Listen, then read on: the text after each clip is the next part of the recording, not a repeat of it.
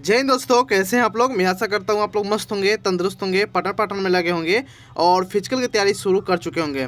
आज हम बात करेंगे यूपी दरोगा भर्ती 2026 को लेकर, जिसका आंसर की यानी कि उत्तर कुंजी जारी कर दिया गया है।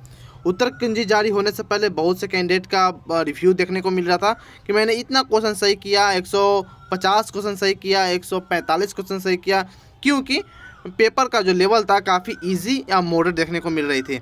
लेकिन असली खेल यहीं शुरू होती है। सर कुछ बताएंगे सेफ स्कोर क्या रहने वाला है, इसके बारे में बात करेंगे। कितने परसेंट कैंडिडेट हैं जो पासिंग मार्क्स भी नहीं ला पाए, नॉर्मलाइजेशन स्कोर क्या रहने वाला है इसके बारे में बताएंगे, कट ऑफ क्या रहेगी इसके बारे में बताएंगे। सर डाउट इस वीडियो में क्लियर करने वाले हैं, तो वीडियो को शुरू से अंत तक जरूर देखिएगा, स्टेप बाय स्टेप समझने की कोशिश कीजिएगा। अगर चैनल पर पहले विजिट किया हो तो चैनल को सब्सक्राइब कर सकते हैं, बेल आइकन दबा सकते हैं। यूपी दरोगा से जुड़ी कोई भी जानकारी आएगी तो सबसे पहले आपको इसी चैनल पर देखने को मिलेगी। बात करते हैं इसमें टोटल पोस्ट को लेकर, तो टोटल पोस्ट इसमें 4543 इसमें टोटल पोस्टों की संख्या थी। लेकिन प्रेजेंट कैंडिडेट की बात किया जाए तो 11 लाख थी, और पूरा बात किया जाए अगर टोटल फॉर्म अप्लाई कितने किए गए तो 15,75,760 टोटल फॉर्म भरे गए थे। जिसमें मेल कैंडिडेट की बात किया जाए तो 11,66,000 के करीब में, और फीमेल कैंडिडेट की अगर बात करते हैं तो 4,09,000 के करीब में इसमें टोटल फॉर्म भरे गए थे फीमेल कैंडिडेट में। प्रेजेंट कैंडिडेट का रेशियो 10 लाख कुछ रहा है, अप्रॉक्स आप लेकर चल सकते हैं। 11 लाख टोटल प्रेजेंट कैंडिडेट रहे हैं। एग्ज़ाम डेट की बात किया जाए तो 14 और 15 तारीख को आपका एग्ज़ाम कंडक्ट कराया गया था। टोटल 4 शिफ्टों में आपका एग्ज़ाम कंडक्ट कराया गया था, और एग्ज़ाम काफ़ी साफ़ सुथरा, कहीं से भी किसी भी प्रकार का दिक्कत या पेपर लीक फर्जीवाड़ा देखने को नहीं मिला था। हालांकि पेपर का लेवल बच्चों के अनुसार मॉडरेट बताई जा रही है, ईजी बताई जा रही है। निगेटिव मार्किंग इसमें नहीं थी, तो जो सबसे बड़ा खेल निगेटिव मार्किंग नहीं है उसका देखा जा रहा है। बात करते हैं शिफ्ट वाइज एनालिसिस की बात करते हैं, तो 14 मार्च की अगर बात किया जाए तो first shift easy to moderate बताई जा रही है, सेकंड शिफ्ट मॉडरेट बताई जा रही है। आंसर क्या आने का बात का डाटा है 15 मार्च first shift moderate and second shift moderate to hard बताई जा रही है। आप सभी का ओपिनियन इसमें जरूर शेयर कीजिएगा, कि कमेंट बॉक्स में जरूर बताइएगा आपका शिफ्ट का लेवल कैसा रहा है, और आपने रो स्कोर कितना अचीव किया, आपने कितना क्वेश्चन सही किया, कमेंट सेक्शन में जरूर बताइएगा। बात करते हैं अगर एग्जाम फीचर के बारे में बात करेंगे तो टोटल 160 क्वेश्चन इसमें थे, टोटल मार्क्स 400 नंबर का क्वेश्चन थे, ड्यूरेशन 2 घंटे का थे, निगेटिव मार्किंग नहीं थी, तो सभी बच्चे काफ़ी अच्छे खासे सब टोटल बच्चे अटैम्प्ट किए हैं। चलिए बात करते हैं मिनिमम क्वालिफाइंग मार्क्स को लेकर, तो नोट में आपको बता दूं कि लिखित परीक्षा में प्रत्येक विषय में आपको 35% और कुल मिलाकर आपको 50% अंक लाना अनिवार्य है। यानी कि हर एक विषय में आपको 35% लाकर पास होना जरूरी है। अगर किसी विषय में 35% से कम अगर आप अंक अचीव करते हो तो आप पहले ही डिस्क्वालीफाई हो जाओगे, आपको अगले चरण के लिए पात्र नहीं होंगे। ठीक है, फिर बात करते हैं टोटल को लेकर, तो टोटल आपको 50% आपको होना चाहिए, यानी कि टोटल आपका जितना स्कोर आता है उसका 50% आपको होना ही चाहिए। अगर उससे कम आता है तो आप फिर डिस्क्वालीफाई हो जाएगा, अगले स्टेज के लिए पात्र नहीं कहलाओगे। ठीक है, चलिए बात करते हैं, आपको पहला डाउट क्लियर यहाँ शुरू कर देते हैं करना, कि बहुत से बच्चों का मानना था कि एग्ज़ाम का लेवल मॉडरेट बताया जा रहा है या ईजी बताई जा रही है। तो सबसे बड़ा खेल यहीं से शुरू होती है। जिनको भी लगता है कि एग्ज़ाम का लेवल ईजी है, मॉडरेट है, तो बहुत से ऐसे कैंडिडेट वहाँ सिली मिस्टेक कर जाते हैं, छोटी छोटी गलतियाँ कर जाते हैं, कैलकुलेशन में गलती कर जाते हैं, और वहीं से उनका नंबर गिरना चालू हो जाते हैं।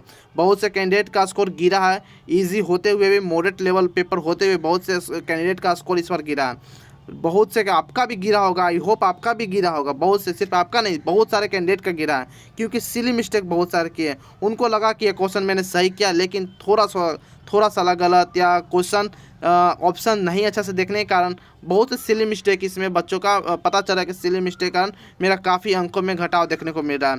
तो आप लोग सोच समझ कर ऑप्शन टिक कीजिए, और किसी भी पेपर को आप मॉडरेट या इजी समझने की कोशिश ना करें, क्योंकि अपने आप में वह एक अच्छा लेवल का प्रश्न होता है, भले आपको ईजी या मोट लगे, और वहाँ पर आप सिली मिस्टेक कर जाते हैं। तो पहला डाउट आपका क्लियर हो चुका होगा कि पेपर का लेवल मॉडरेट होने के कारण भी, ईजी होने के कारण भी बच्चों क्यों बहुत से कैंडिडेट ऐसे हैं जो पासिंग मार्क्स भी अचीव नहीं कर पाए हैं। चलिए बात करते हैं नेक्स्ट यूपीएससी एग्जाम पैटर्न के बारे में समझ लेते हैं। हिंदी 40 क्वेश्चन पूछे गए थे 100 नंबर का, फिर जनरल साइंस एंड जीके का बात किया जाए तो 40 क्वेश्चन पूछे गए थे 100 नंबर का, और बात करें मैथ 40 नंबर 100 नंबर का, और फिर रीजनिंग वही 40 क्वेश्चन 100 नंबर का।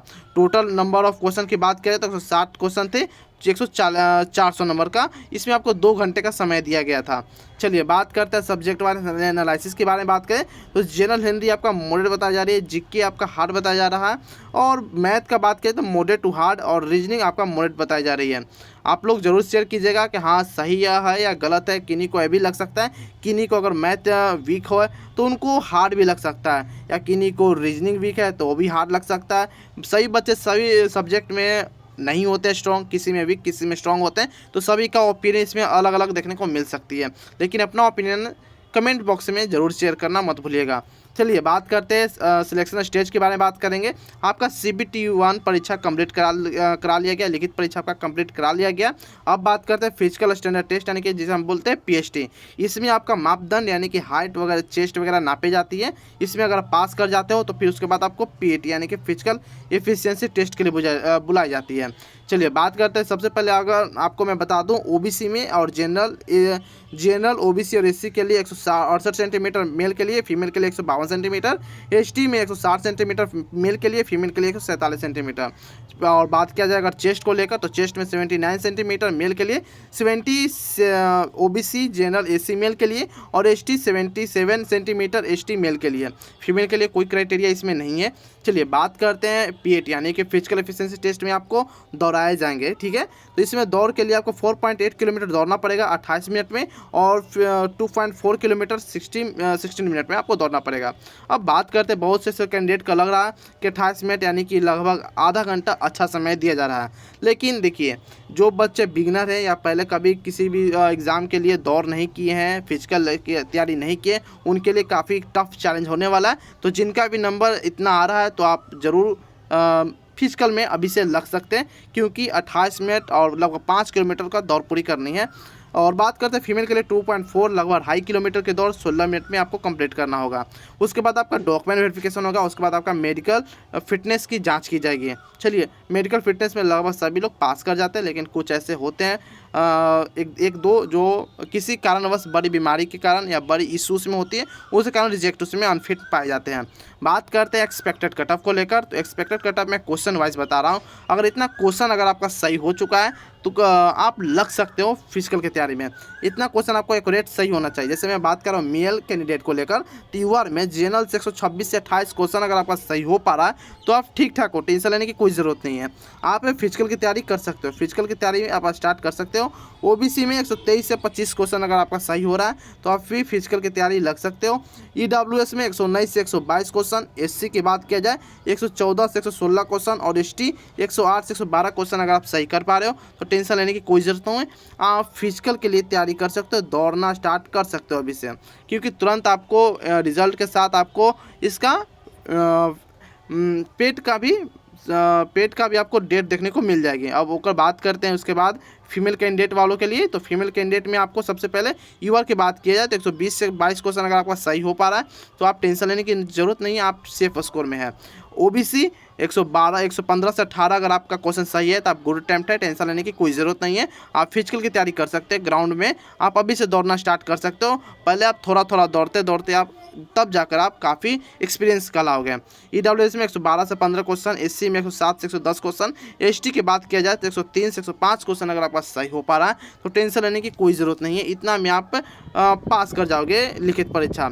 यह जो कट ऑफ बताई जा रही है ये आपको फिजिकल के लिए कट ऑफ बताई जा रही है। अगर इतना कट ऑफ आपका, इतना स्कोर आपका बन रहा है, इतना क्वेश्चन आपका सही है तो आप फिजिकल के लिए अब आपको बुलाया जा सकता है, आप फिजिकल की तैयारी कर सकते हो।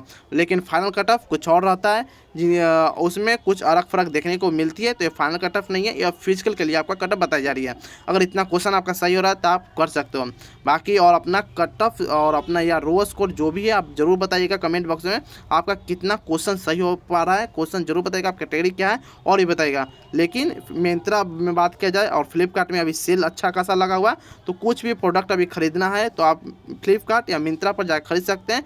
डिस्क्रिप्शन में उसका किसी बहुत सारे प्रोडक्ट का लिंक दिया गया है, वहाँ से खरीद सकते हैं। जैसे ग्रोसरी, फेस वॉश, ज्वेलरी, और बात किया जाए ग्रोसरी और kids wear, men's wear, summer season बहुत सारे अभी सेल लगा हुआ है। आप फ्लिपकार्ट पर मेरे अकॉर्डिंग मेरे जो वहाँ दिया गया है लिंक पर जाके क्लिक करके आप खरीद सकते हो, वहीं से आपको डिस्काउंट अच्छा खासा देखने को मिलेगा। बात करते हैं साड़ी पर भी अच्छा खासा डिस्काउंट लगा हुआ है, इलेक्ट्रॉनिक सामान पर भी है। तो अब जाकर मेरे डिस्क्रिप्शन बॉक्स में वहाँ से प्रोडक्ट टैग में जाकर आप खरीद सकते हो। बाकी आप अपना स्कोर कमेंट में लिखना मत भूलेगा। और भी इन्फॉर्मेटिव वीडियो के लिए आप हमारे चैनल को सब्सक्राइब कर सकते हैं, बेल आइकन दबा सकते हैं, क्योंकि बिहार दरोगा से जुड़ी कोई भी जानकारी आएगी तो सबसे पहले आपको इसी चैनल पर देखने को मिलेगी। तो फिर मिलते हैं कोई और अंदर इन्फॉर्मेटिव वीडियो में, तब तक के लिए जय हिंद जय भारत दोस्तों।